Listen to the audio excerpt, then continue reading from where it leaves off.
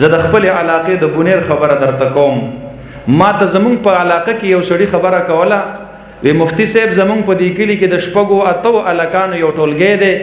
یونیورسټۍ کې یو ځای سبق وی، هلته چرته د ایتیسټو د ملحدینو په لاس باندې ورغلي دي، اوس د الله نه منکر دی، وی الله نشته،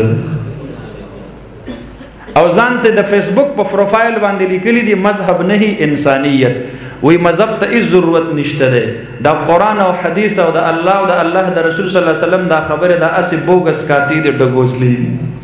اصل چیز انسانیت دی. وی الله که قمقل انسانا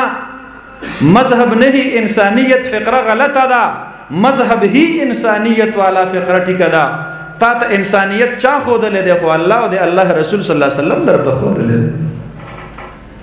چی اللہ و دے اللہ در رسول صلی اللہ علیہ وسلم تعلیمات تر نکٹ کی نلان شو چی پکم و علاقوں کی دا ٹولو ویل ایجوکیٹڈ سوسائٹیز دیو بہترین تعلیم یافتہ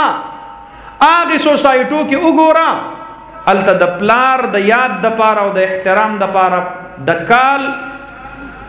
پر روح کال کی صرف یورس خلق مناوی. اسلام سوئی اسلام وی تا دا پارا روزانہ ہر ورس پادر دے دا، ہر وقت تا دا پارا دا پلار احترام دے، پکال کی یو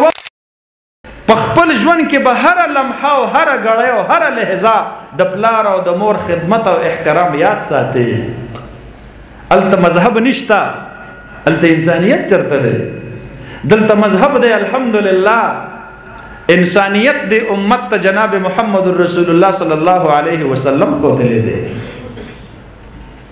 انسانیت دے امت تا قرآن و سنت خود لے دے، لہذا انسانیت دا مذہب سر متصادم کوا ما انسانیت بعینہی تشریح دا مذہب اسلام. مذہب اسلام مقاصد اگر صرف و صرف انسانیت خودل دی. نظمارونو